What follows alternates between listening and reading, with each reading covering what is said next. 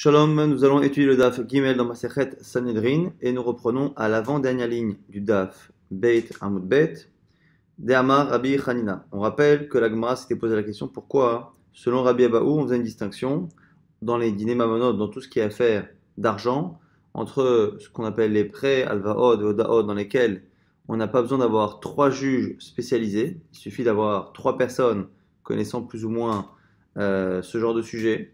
Donc trois, ce qu'on appelle les idiototes, des gens simples, des juges simples, et non pas des mumrin, des juges spécialisés qui ont étudié Choshen Mishpat, Kadat et Kadin. Et donc, on faisait une distinction, Alvaod et Odaot. On se suffisait d'avoir trois idiototes, et pour tout ce qui était Nezek, Ratsi Nezek, Ravalot, Gezel, le vrai vol, ou les blessures infligées par un homme et qui devaient être payées, il fallait à ce moment-là trois mumrin. Pourquoi faire une distinction? À cause de ce que dit Rabbi Hanina, la Gemara avait dit, donc techniquement Minatora, on devrait tout avoir, mais c'est Rabbi Hanina qui permet cette distinction. Pourquoi? Dama Rabbi Hanina, donc on est à l'avant-dernière ligne du Daf Bet Amud Bet, Dama Rabbi Hanina, Dvar Torah Echad, Dine Mamonot, Echad, Dine Nefashot. Au niveau de la Torah, de la halakha de base, Echad, Dine Mamonot, que ce soit n'importe quelle affaire financière, Echad, Dine Nefashot, ou n'importe quelle affaire qui a un rapport avec une éventuelle mise à mort du coupable, Bedrisha ou Bachakira. Dans tous les domaines, il faudrait y avoir ce qu'on appelle Drisha Bachakira, une recherche approfondie. Rachid nous explique de quelle manière les juges ont vu, quelle date ça s'est passé, de quelle manière. C'est-à-dire qu'on doit vraiment, normalement, faire en sorte de bien vérifier que chaque témoignage est bien correct. Et très souvent, ça amène à, dans le doute, à mettre de côté un témoignage. Ça, c'est ce qui devrait s'appliquer à toutes les halachot, à tous les jugements, et donc même au alvaot et au daot. Et à ce moment-là, il faudra à chaque fois avoir donc un dayan mumpré, donc un juge qui sait exactement tenir compte de ce genre de détails, dont on sait que normalement ça doit être uniforme. Chez les Mars, c'est marqué dans la Torah, Mishpat Echad Yedachem. Vous aurez une règle de justice, un système de justice pour vous, c'est-à-dire qu'il faut absolument que le système soit donc homogène et que ça se passe de la même manière. Donc normalement, il devrait y avoir trois mumrin pour la moindre affaire de justice. Et pourquoi finalement on a dit que lorsqu'on a affaire à des affaires financières, on n'a pas besoin justement d'avoir Drisha Chakira, finalement n'applique pas cette rigueur que la Torah a demandé d'aller justement vérifier que les témoins ont bien vu à telle heure de telle manière et au moindre doute, encore une fois, on annule leur témoignage, pour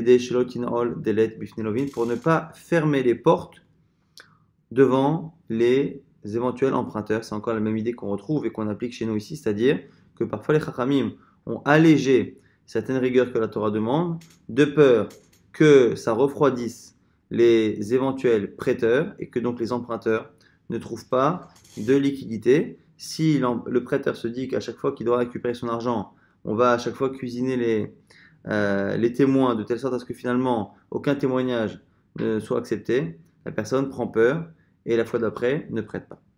Donc du coup, la Gemara nous explique au nom de grâce à Rabbi Hanina que c'est pareil chez nous. C'est pour ça que finalement on est passé de trois juges professionnels que la Torah aurait dû demander à finalement trois idiototes pour faciliter encore une fois les prêts qui sont nécessaires à l'économie. Et là, Merata, la Gemara dit mais maintenant, Ta'u loishlemu. Maintenant que tu prends cette logique, c'est-à-dire que Minatora, il aurait fallu trois professionnels. Finalement, Chachamim ont allégé à trois idiototes, trois simples. Mais la Gemara dit, on est obligé de dire que ces trois idiototes prennent le statut, remplacent finalement les trois professionnels. Or, on a une halakha qui nous dit que lorsqu'on a trois juges et qui sont professionnels, parce qu'ils sont professionnels justement lorsqu'ils se trompent dans le jugement, ils n'ont pas à rembourser à la personne qui a été perdante lors de leur jugement qui était faussé. Donc ils se sont trompés dans un jugement, ça a fait perdre de l'argent forcément à l'un des deux protagonistes. Les juges n'ont pas à rembourser la personne qui est perdante. La Gemara nous dit que puisque ici les trois idiototes remplacent les trois mumrin, les trois professionnels qu'il y aurait dû avoir, ils ont le droit à la même chose, c'est-à-dire qu'ils sont exemptés eux aussi de rembourser. Et du coup la Gemara dit mais à ce moment-là, ça pose un problème. Ça pose un problème en plus. Pourquoi? Parce que si maintenant tu rajoutes que au lieu d'avoir des professionnels, tu as finalement des amateurs et que eux aussi ne paye pas. Koshekenata, Noël, Delet Bifnelovim, tu vas encore plus décourager les prêteurs. Parce que si un type sait qu'en prêtant, il risque après, lorsqu'il va réclamer son argent, de se voir jugé par 3 amateurs qui ne prennent même pas le risque de lui rembourser s'il se trompe. Donc lui, il sait que si les types se trompent, finalement, il ne reverra jamais son argent. Est-ce que finalement, tu n'es pas en train de faire peur aux prêteurs et donc de fermer la porte aux éventuels emprunteurs? C'est la question que l'Agmara pose à la fin.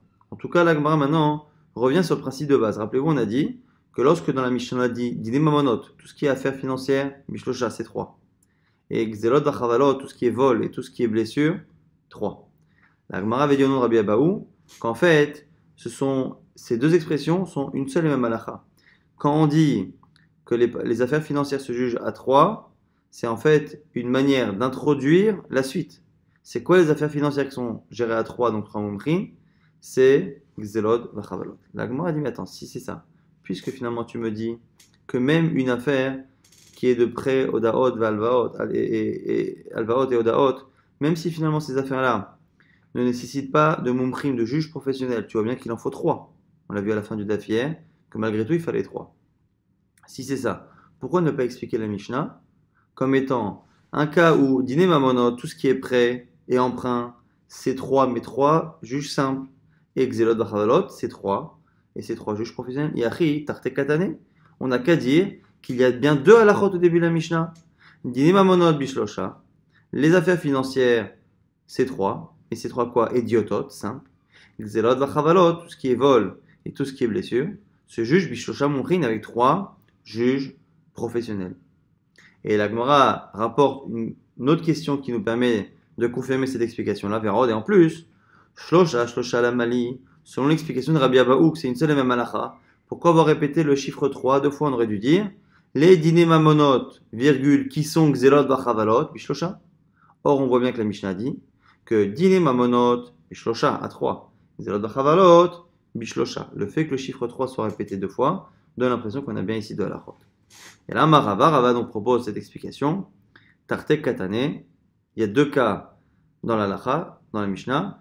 Mishum de Rabbi Chanina, Tartek Katane. Donc, au final, ici, on a une distinction entre Rava et Rabbi Abaou, mais c'est une distinction qui n'a d'incidence que sur la lecture de la Mishnah. Est-ce que la Mishnah ne parle que d'un cas, ou est-ce qu'elle parle de 2 cas? Mais quoi qu'il aille entre Rava et Rabbi Abaou, ça n'a pas d'incidence sur comment on va juger les deux situations. On continue dans les 2 cas de pensée que tout ce qui est emprunt et prêt, c'est finalement avec 3 juges simples, et tout ce qui est vol et blessure se fait avec 3 juges professionnels. La question, c'est est-ce que la Mishnah parle des 2 cas, ou est-ce que la Mishnah ne parle que du deuxième, et tu déduis de là le premier. Ça, c'est la logique de Rava. Maintenant, on nous dit, Mishum de Rabbi Chanina Ravacha, on a dit au nom de Rabbi Chanina Ravacha, et Béré de Ravika, lui pense autre chose. Amar midoraita chad nami kacher. Au lieu de dire comme Rabbi Abaou, comme Rava, que Minatora il aurait fallu 3 professionnels et qu'on est passé à 3 simples, lui dit pas du tout. Minatora, tout ce qui est prêt, se suffit normalement d'avoir un seul juge. Chanami kacher, chez moi comme c'est marqué, betzedek tishpot amitecha, c'est marqué à un moment donné, au singulier, tu jugeras betzedek avec justice, ou avec équité, tishpot amitecha, tu jugeras ton peuple. Et donc du coup, ici, le fait que l'ordre de juger soit ordonné au singulier donne l'impression ici qu'à un moment donné, la mitzvah de juger ne peut ne concerner qu'un seul homme et qu'un seul juge. De là, la Gemara nous apprend que selon Rabbi Chanina, on apprendra à ce moment-là que parfois il peut y avoir un seul juge, donc dans le cas des prêts. Alors du coup, pourquoi on est passé à 3 mais 3 simples? Et là, Mishum, Yoshve Keranot. La Gemara dit pourquoi on a demandé 3? C'est de peur que parmi les juges simples, donc des gens qui ne sont pas professionnels, on a peur qu'on tombe sur quelqu'un vraiment qui est ce qu'on appelle Yoshve Keranot, celui qui s'installe toute la journée dans des coins, qui n'étudie pas. Rachid nous dit qu'il travaille tout le temps, il n'étudie pas, donc il ne connaît pas du tout les premiers principes des halachot de Choshen Mishpat. Et à ce moment-là, il peut se tromper. Donc de peur que le juge unique choisi se trompe, à ce moment-là, on a dit qu'il faut absolument qu'il y en ait 3. La Gemara dit Atubitlata Milo avait Yoshvek Ranot. La Gemara dit, mais quand tu en prends trois, est-ce que tu ne peux pas non plus avoir des ignorants? La Gemara dit, Yashar Delit Behu Chad de Gamir. La Gemara dit, non, quand il y en a trois, il est impossible qu'il n'y en ait pas au moins un qui connaisse plus ou moins la lachot. Rachid nous explique que normalement, lorsque on a parmi les juges potentiels, donc ces juges vraiment pris de la société civile, lorsqu'on prend ces juges-là, normalement, quand on sait que le type ne connaît pas, il n'est pas solide, on ne peut pas non plus prendre n'importe qui, on ne prend pas vraiment au hasard. On prend des gens qu'on pense être des gens qui connaissent. Ce qui veut dire que si la personne se trouve être Yoshvek Ranot, quelqu'un qui ne connaît pas, c'est une erreur. C'est déjà une erreur du système judiciaire. Et donc, ce que la Gemara doit dire, c'est qu'on ne va pas imaginer qu'on va avoir une majorité d'erreurs. Une erreur sur trois, on peut. Deux sur trois, non. Et donc, forcément, on va forcément avoir au moins un ou deux qui est bon. Et donc, on aura un jugement qui est comme il faut. Et là, mais attends, Taoulo Ishlemu. Quand chacun d'une fichier Yoshvek Ranot, la Gemara pose le même type de question que là où elle a dit, mais attends, puisqu'au final, on part du principe qu'un juge ne rembourse pas si il fait une erreur de jugement qui fait perdre de l'argent à quelqu'un, à ce moment-là, la Gemara dit, ça encourage les gens à être ignorants. Pourquoi veux-tu que les gens apprennent à la halachot s'ils savent que quand ils jugent et qu'ils se trompent, il n'y a pas de conséquences? Alors, la Gemara reste encore une fois sur cette question et pose une autre question. On a vu que finalement, selon Rava, et c'était en fait la Gemara, même avant selon Rabbi Abaou, on avait dit qu'en fait, selon Rava et Rabbi Abaou, Minatora, il fallait trois juges et trois juges professionnels. C'est les sages qui ont allégé, qui sont passés à trois juges simples. Selon Rabbi Hanina Ravacha Bered Ravika, c'est complètement l'inverse, c'est-à-dire que Minatora, un seul juge et un seul juge de la société civile aurait suffi, et c'est les sages qui ont demandé trois pour être certains qu'on n'ait pas d'ignorants en face de nous. Alors, l'Agma dit, Ika ben Rava, les Ravacha Bered Ravika. L'Agma dit alors, qu'est-ce qu'il y a finalement comme différence entre Rava et Ravacha? Donc la Gemara nous dit quoi? Kabenaïou, quelle est l'incidence qui est entre les deux? C'est la lacha de Shmuel. Est-ce qu'il pense comme Shmuel? La marche, moi, Shmuel dit Shnaim Shinano Din Endin. Même si Minechatri la tourné d'accord qu'un beddin, un tribunal doit être composé de trois personnes, si ils sont deux qu'ils ont jugé, selon Shmuel, contrairement à ce qu'avait dit Rabbi Abaou hier, Din Hen Din, leur din, leur jugement est valable. Et là, Shnikro Beddin Khatsouf, simplement, on appelle ce tribunal un tribunal insolent, entre guillemets, c'est un tribunal qui finalement n'a honte de rien et s'est opposé à ce que pensent les sages. Donc ici on voit que techniquement selon Shmuel, ça marche à deux, Bediavad. Les Rava l'ité des Shmuel, selon Rava, ou Minatora, il faut trois professionnels et on n'a jamais abaissé qu'à trois simples. L'ité des Shmuel, ce que dit Shmuel n'a aucun sens. Les Ravacha Bered Ravika, sur Ravacha Bered Ravika, l'ité des Shmuel, on pense comme Shmuel. Pourquoi? Parce que ce que Shmuel est en train de dire, c'est que Miderabanan, il en faut trois, mais comme Minatora, on n'a pas besoin de trois, s'ils sont deux qu'ils ont jugé, ça fonctionne. Maintenant, la Gemara reprend l'explication de la Mishnah. La Mishnah avait dit, rappelez-vous, que Mamonot c'est trois, Zod Chavalot c'est trois, Nezek, Vechatsi Nezek, le cas où on a un dommage causé à un taureau, donc c'est souvent, le Nezek Shalem, c'est lorsque c'est un taureau qui a encorné plusieurs fois, ou même un homme qui a pu blesser un taureau. Khatsinezek, c'est lorsque c'est le taureau qui encore, mais lors des premières fois, on ne fait payer au propriétaire que la moitié de la somme qu'il a fait perdre à la victime. La Gemara se pose une question. Pourquoi on parle de Nezek? Nezek, c'est donc un cas où on a causé un dommage et qu'on paie la totalité. La Gemara dit Nezek, Aïnou Chavalot, quelle est la différence? Pourquoi on n'a pas fait rentrer Nezek?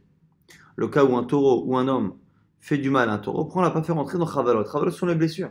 Est-ce que dans les blessures, on n'aurait pas pu faire rentrer toutes les blessures causées à un homme, à un taureau, par un homme, par un taureau? La Gemara dit oui, tu as raison. En soi, Nezek, on aurait pu rentrer dans Chavalot. Mais on voulait enseigner Khatsi Nezek. Khatsi Nezek, c'est différent. C'est là où le taureau encorne pour les premières fois. Et c'est spécial, ce qui ne paye que la moitié. Tanalami Nezek Shalem. C'est pour ça qu'on a enseigné en même temps l'expression Nezek, parce qu'en général, Nezek et Khatsi Nezek sont une expression commune.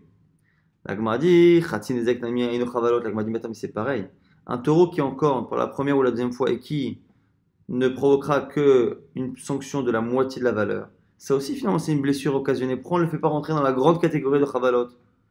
La Gemara dit parce que ça n'est pas la même catégorie. Que finalement, Chavalot, c'est une sanction financière, alors que Khatinezek, c'est un knas, c'est une amende, puisque ça ne correspond pas à une logique. Tanamamona avec Atene Knasa, on ne sait pas ce qui est financier, ce qui est amende. Parce qu'encore une fois, on pense pour l'instant que le Khatinezek, la moitié de la somme que je paye, quand ça ne correspond pas au dommage causé, ça n'est pas une logique. Si ce n'est pas une logique, c'est une amende. Et une amende et une sanction financière de dommages et intérêts, de dommages, ne sont pas dans la même catégorie. La Gemara dit Ani Chalemandamar Palganiska Knasa. La Gemara dit c'est très bien ce que tu dis, mais ça va que selon certains avis, ceux qui pensent, dans Baba Kama Daftet Vav, que lorsque l'on paye la moitié du dommage causé par son taureau, on est dans une amende. Et la Lemandamar Palganiska Mamona, mais selon celui qui pense que ça reste une affaire de dommage, rappelez-vous c'était une marloquette dans Baba Kama, hein, est-ce que lorsqu'on paye la moitié du dommage causé, est-ce qu'en fait, techniquement, on ne devrait rien payer? Est-ce que c'est les premières fois? Et donc, ce qu'on fait payer 50%, c'est vraiment une amende, c'est vraiment en plus. Et à ce moment-là, c'est une autre catégorie par rapport à Chavalot. Ou est-ce que, c'est le deuxième avis qu'on a rapporté ici, est-ce que la logique voudrait qu'on paye tout? Et c'est les sages qui, parce que ils n'ont pas voulu que la chose soit trop compliquée, la Torah n'a pas voulu plutôt que ce soit trop compliqué pour la personne, la Torah a descendu de 100% à 50%. Mais les 50% que je paye, c'est logique, ce sont des dommages que je dois payer. À ce moment-là, c'est Mamona. Et si c'est Mamona, finalement, c'est comme Chavalot. La dit Maïka Lememar, que vas-tu répondre? La Gemara s'en sort. Et là, il dit des cas, bah, Elemitna, Tashlume Kefel, Tashlume Arba, Vachamisha. La Gemara dit non, c'est à cause de la suite. Parce que dans Chavalot, tu ne peux pas faire entrer évidemment. La suite, c'est quoi la suite? Quelqu'un qui vole, qui paye le double. Quelqu'un qui vole et qui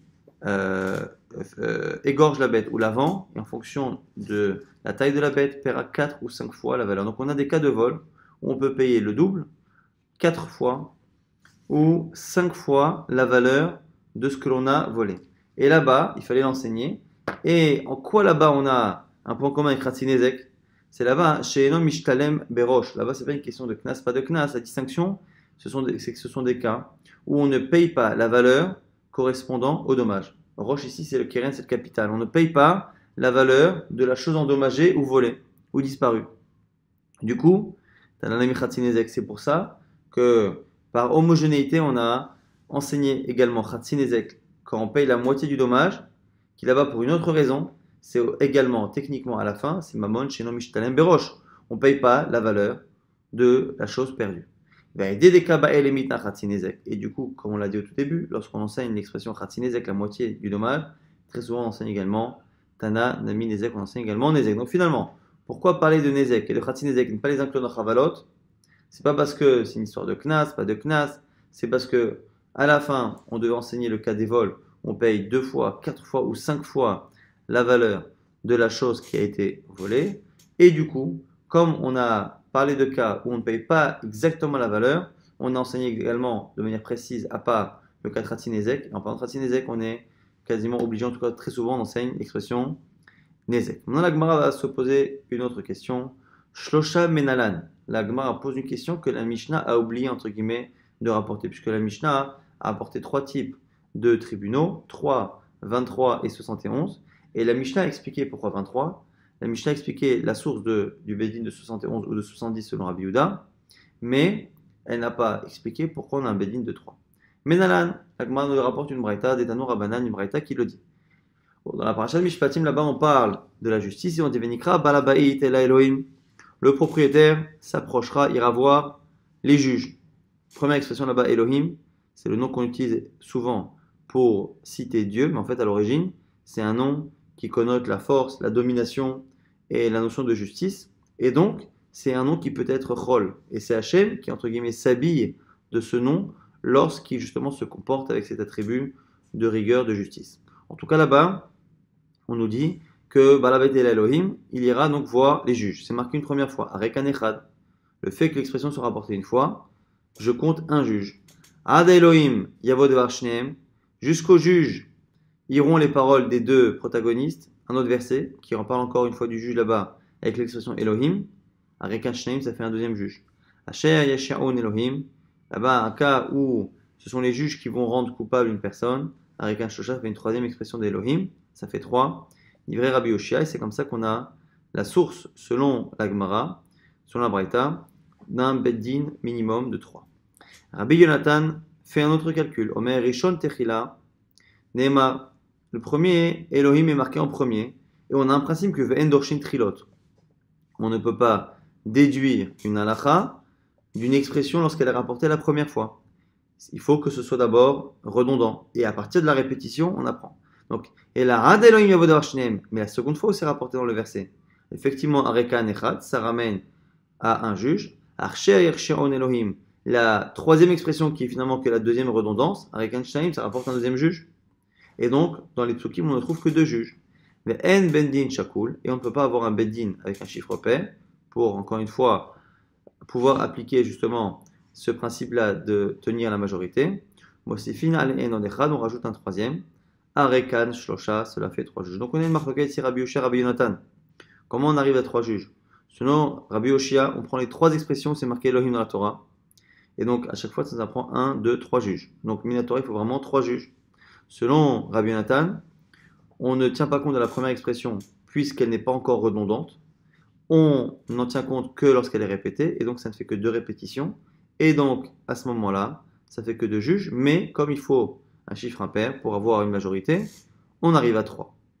Alors la Gemara dit, quelle est la discussion entre les deux? Nima Bedorshin Trilot, Camuflagé, peut-être qu'ils discutent sur le principe même. Est-ce que l'on peut déduire une halakha lorsqu'il y a une répétition? Est-ce qu'on peut déduire un chiffre ou une halakha de la première expression ou pas? Demar Savar Doshin Trilot, Omar Savar Doshin Trilot. Rabbi Yoshia a l'air de compter la première expression et pas Rabbi Yonatan. La Gemara nous dit Lo découle Alma et Doshin Trilot. La Gemara dit c'est pas possible. Tout le monde est d'accord qu'on ne tient pas compte de la première expression. Simplement ici, c'est pas la répétition qui l'a dérangé dans la première expression, c'est l'utilisation du terme Elohim. Amalecha Rabbi Yoshia te répondrait Imken Nimakra, Mikra Balabait et la chauffette. Normalement, on aurait dû dire que la personne va chez le chauffette, le juge. Elohim, c'est une notion de Dayan, et c'est une expression qui est un peu plus rare. Et donc, c'est le choix de l'expression qui permet à Rabbi Yoshia d'utiliser la première expression pour faire un compte du premier juge. Et après, c'est la répétition dans les 2 et 3e expressions qui permet d'arriver au chiffre 3. Maïla Elohim, Shma Minale Minyana, lui, il pense que l'expression Elohim vient nous apprendre le début du compte. Rabbi Yonatan, Nishnadi Almanakat, et Rabbi Yonatan, que dira-t-il? Il dira que c'est une expression qui finalement correspond au langage courant. Kedamariché, que les gens disent Mad et Hitler Dina, celui qui a un problème, l'Ikrav, les Gavé Daina, va voir un Dayan, Dayan c'est un professionnel. Et donc, l'expression Elohim aussi, selon Rabbi Yonatan, elle est normale. Donc, du coup, la discussion entre les deux, c'est pas est-ce qu'on est d'Oresh Trilot. En général, on n'est pas d'Oresh Trilot lorsqu'une expression est répétée à plusieurs reprises. On ne compte pas la première, parce que la première n'est pas une répétition. Simplement, la discussion, c'est est-ce que l'expression Elohim au départ est normale ou elle n'est pas normale. Si elle est normale, on ne compte rien. Si elle n'est pas normale, on compte un premier nombre et après, lors des répétitions, on arrive à 3. Maintenant, la Gemara pose une autre question. Donc, Rabbi Yoshia arrive au chiffre 3 sans même avoir besoin de cette histoire de majorité. Puisque lui retrouve Elohim, Elohim, Elohim à 3 reprises et il a un beddin de 3. Maintenant, la Gemara se pose une question. Puisque c'est marqué, on verra par la suite, on verra tout de suite, qu'il y a une dracha dans un verset qui a l'air de dire que non seulement il faut aller selon la majorité, mais il faut modifier le nombre de juges dans un beddin pour arriver à une situation certaine de majorité. Donc, on a l'air d'avoir une mitzvah dans la Torah de rajouter sur un chiffre pair. Donc, la Gemara se dit, mais si c'est ça, ça va bien selon celui qui dit qu'à la base, on a un chiffre pair dans la Torah. Mais selon Rabbi Yoshia, on arrive déjà à 3. Pourquoi avoir besoin de ce verset? Est-ce qu'il ne tient pas le verset ou est-ce qu'il aurait dû normalement du coup passer de 3 à 5 éventuellement? Et Rabbi Yoshia dit les beddin nota. Et quoi? Rabbi Yoshia ne tient pas cette halakha qu'il faut absolument modifier le nombre de juges pour arriver à un chiffre impair et pour que ça penche d'un côté. Vehatania, pourtant il y a une braïta qui dit Rabbi Eliezer, Benosh Rabbi Yossi Galili Omer. Rabbi Eliezer, le fils de Rabbi Yossi Galili, disait Matamuloma pro la Torah dit lintot acher Rabim liatot, qu'il faut pencher. Il faut faire pencher le beddin pour avoir justement une manière de pencher vers le rov. La Torah t'apprend que non seulement il faut pencher vers la majorité pour trancher, mais surtout qu'il faut faire pencher déjà, il faut déjà modifier le tribunal afin qu'il y ait toujours un rov.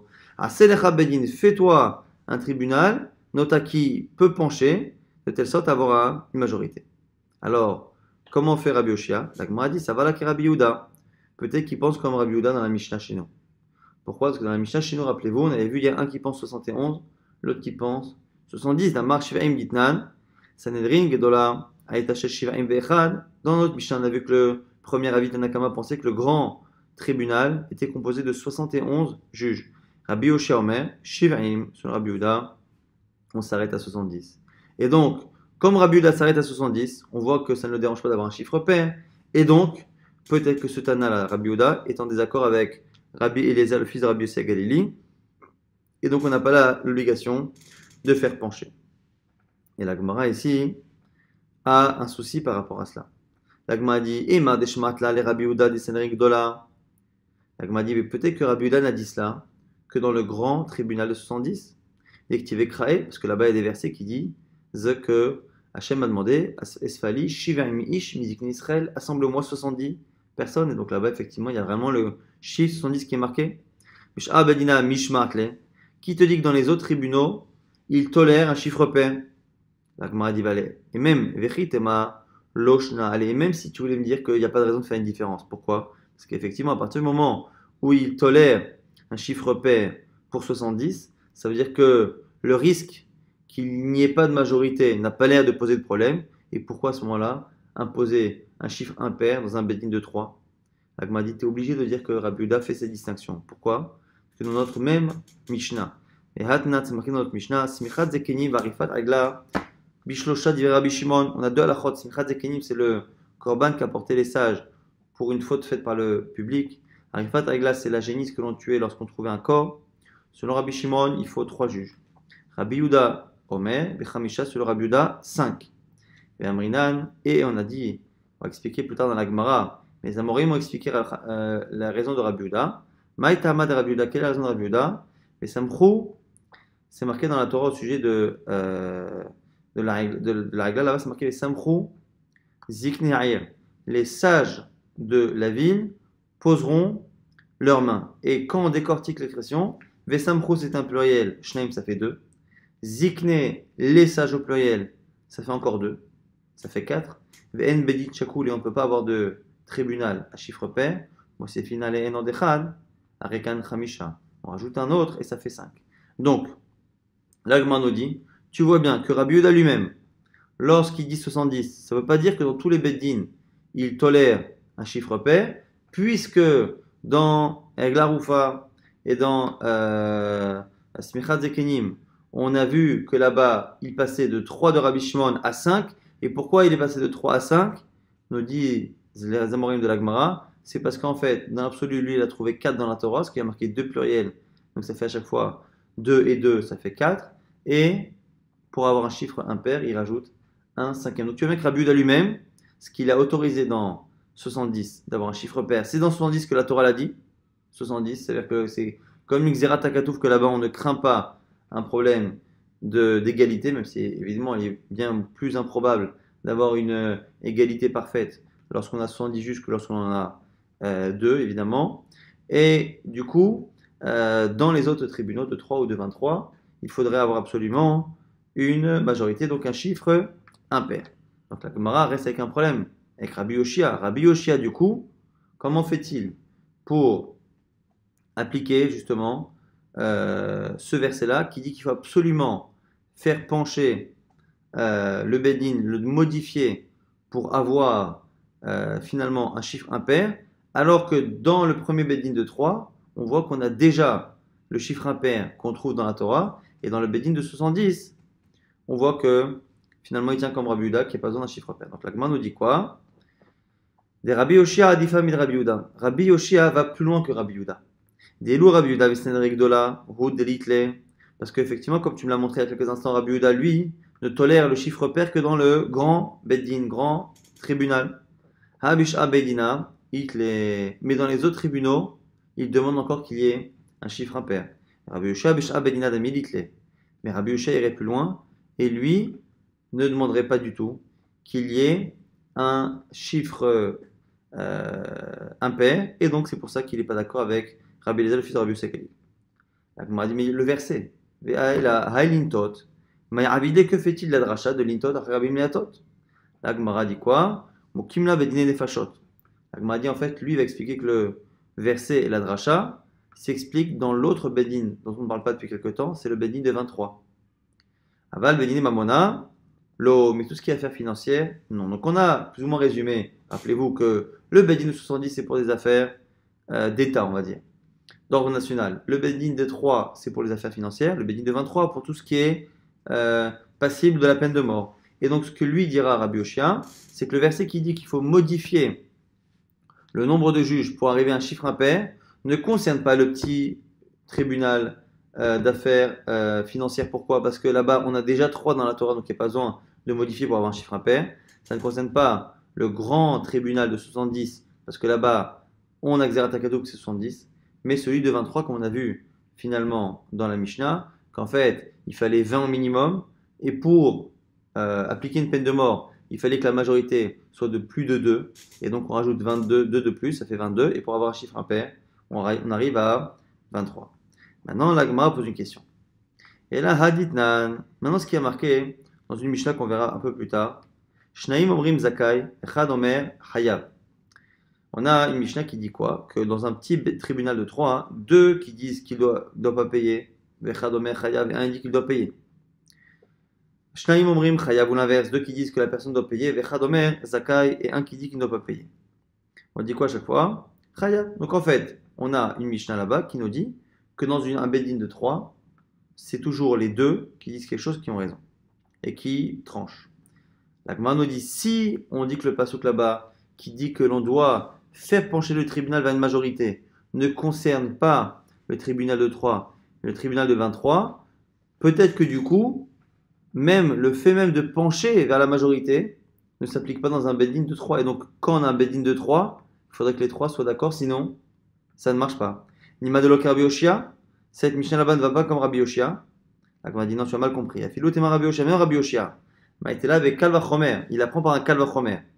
Midine Nefashot, du bedin de 23. Si un bedin de 23 déjà, Uma dine Nefashot de Chamire Amara Chamana Zil Bataruba, si déjà dans un bedin qui juge sur une peine de mort, la majorité suffit, dîner mamonot, le koshegen a fortiori pour dîner mamonot. Et donc du coup, grâce à ce kol vachomer, on apprend que dans la halakha qui dit lintot achay rabim latot, que le verset qui nous dit là-bas deux choses, que l'on doit aller selon la majorité.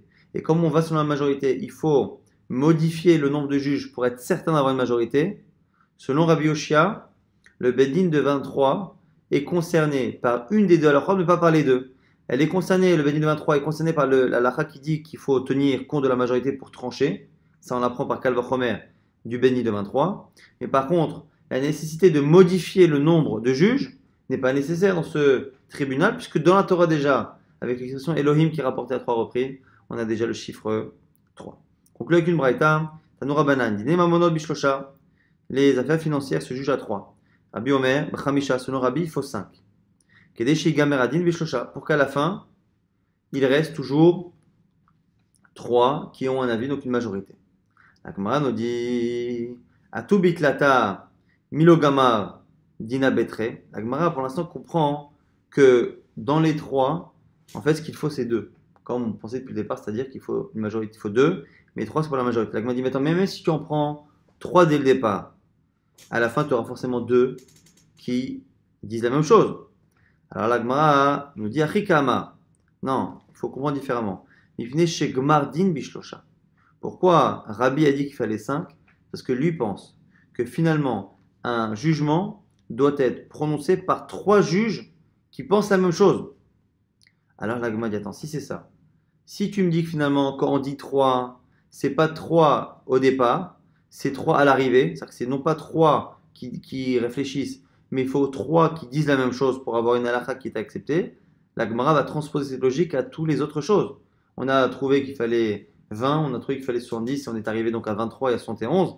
La Gemara dit, si c'est ça, selon cette logique, s'il faut 20 qui disent la même chose et 70 qui disent la même chose, c'est bien plus qu'il faut. Alma kasavar tlata kiktive begmardina. Ça veut dire que selon Rabbi, les 3 qui sont marqués dans la Torah, donc c'est selon encore une fois Rabbi Nathan, ces 3 qui doivent à la fin trancher la même chose. Alors, Megadev bar, Rabbi Abaou objecte de manière un peu forte. Et là, mais Atam, selon toi,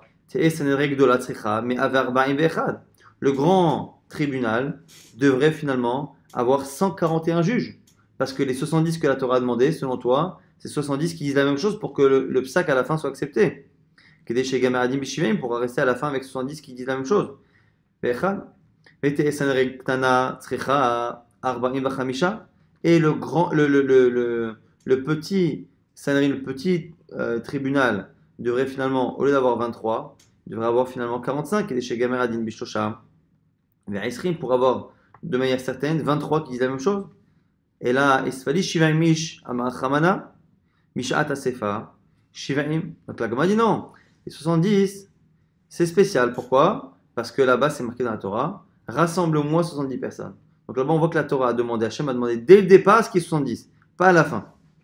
Alors, on m'a dit pareil pour les 23. Veshatou Aïda, Vitsilu Aïda, c'est marqué là-bas que une assemblée de 10 jugera. Une assemblée de 10 sauvera. On avait dit que là-bas, 10 et 10, ça fait 20, et on arrive à la fin 23. Mais Mishat Shfitat Aïda, Achinami. La Gemara dit là-bas aussi, c'est parce que c'est au début. La Gemara dit alors, transpose la même chose pour les 3. Achinami, Venikrav Ba'al Abayit El Elohim.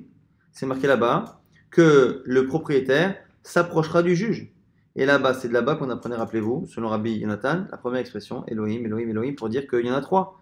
Et là-bas, ça a l'air d'être au départ, parce que c'est au moment où il s'approche du juge. Donc c'est au début de l'histoire. Donc tu vois bien que c'est dès le départ qu'on a besoin de 3, et non pas à la fin. Mishal Kriva, au moment où il se rapproche. Shlosha. Et là, Inu Ta'ama, des Rabbi, la Gemara dit non, Rabbi qui dit 5, c'est autre chose finalement. Asher Yershion Elohim, très. Lui, il utilise ici l'expression Elohim au pluriel. Comme c'est marqué au pluriel, ça fait 2. Ma Elohim le mata, et c'est marqué par ailleurs aussi Elohim le mata, ça fait encore 2. Ma Elohim le mala, ma le mala, le mata shnaim, af le mala shnaim, à chaque fois c'est 2. Ve'en beni shakul, on ne peut pas avoir un bedin qui est shakul, qui est en chiffre pair. Mosifim malen odechad, on rajoute un autre. Rekan Khamisha, on arrive à 5 et la Gemara expliquera dans le date de demain l'avis de Chachamim qui n'est pas d'accord. On va rapidement résumer ce qu'on a vu. On a vu que finalement on pouvait lire la Mishnah d'une autre manière, mais avec la même halakha, c'est-à-dire qu'on part du principe que Minatora, il fallait 3 juges professionnels pour tout. Simplement pour les prêts, on a facilité la tâche pour permettre aux gens de trouver des prêteurs plus facilement. Simplement, est-ce que la Mishnah parle des deux quand elle dit ça, il y en a 3, 3, Xéod Chavalot 3, est-ce que un parle des prêts et l'autre parle des blessures et vols, ou est-ce que non, on ne parle que des blessures, que des blessures et des vols. Donc c'est Marloket Rabbi Avaou et Rava, mais au niveau de la halakha, ça ne change rien. Par contre, on avait vu Ravika Baracha qui lui, Rav Bered Ravika qui lui dit que Minatora, un seul juge simple aurait suffi. Et c'est les Chachamim qui en ont demandé 3, finalement, pour éviter qu'on tombe sur un ignorant. Et la nafkamina entre les deux, c'est est-ce que Minatora, finalement, moins que 3, ça marche. Et donc, selon Ravacha Bered Ravika, ce que dit Shmuel est vrai, c'est-à-dire que si un Beddin a jugé à moins de 3, techniquement, le Beddin, le jugement qui a été rendu, est bon. Après, on avait une explication technique pourquoi dans la Mishnah on avait enseigné Khatinezek et tout, parce qu'on avait dit que le point commun entre Khatinezek et les autres qui suivent, c'est qu'on ne paye pas exactement la valeur de ce que l'on a causé. Donc, du coup, on a aussi enseigné Nezek, on ne l'a pas inclus dans Chavalot. Maintenant, la Gemara avait posé une question pourquoi, d'où on a le chiffre 3 pour le Beddin de 3. On avait finalement 2 avis. Un avis qui, en fait, ça revenait des versets, il y a marqué à 3 reprises Elohim les juges dans la paracha de Mishpatim. Et selon Rabbi Oshia, la première expression Elohim est déjà anormale, ce qu'on aurait dû dire Shofet. Donc comme la première expression est anormale, et la deuxième et la troisième sont anormales par répétition, ça nous fait 3 choses à apprendre, et donc on apprend le chiffre 3 du Beddin. Selon Rabbi Nathan, la première expression n'est pas en trop, donc on n'apprend rien.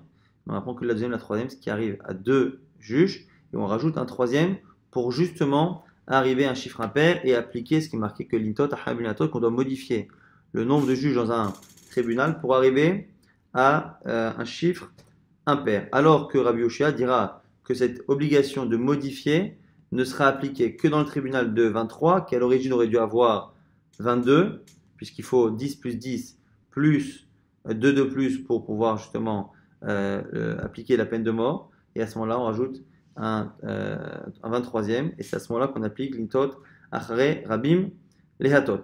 On a vu également que, selon Rabbi Uda, pourquoi on a besoin de 70 et pas de 71 dans le grand Beddin, c'est parce que c'était exact à Katou, la Torah dit. Et Sfali Shirami, j'ai marqué que Hachem n'a demandé que 70, donc du coup, dans ces cas-là, on n'a pas besoin d'avoir un 71e sur le Rabuda, alors que Tanakama dit qu'on n'a pas inclus Moshe Rabbeinu, donc c'est déjà un Beddin de 71. On a vu à la fin de ce DAF, et on le verra un peu mieux demain, la vie de Rabbi qui dit qu'il faut 5 juges pour des affaires financières. On avait proposé une première compréhension qu'elle a repoussée, finalement, c'est parce qu'à chaque fois que c'est marqué Elohim à deux reprises ici, on compte les deux en plus, c'est à chaque fois un chiffre 2 parce que c'est au pluriel, et qu'on part du principe là-bas que l'homme c'est 2, donc ça fait 2 et 2 ça fait 4. Et encore une fois, pour avoir un bedding qui est shakoul, qui n'est pas shakoul, qui n'est pas un chiffre pair, on rajoute un cinquième, et c'est comme ça que selon le Rabbi, qui est marqué dans la Braïta et non pas dans la Mishnah, on arrive à des tribunaux pour affaires financières qui nécessitent 5 juges et non pas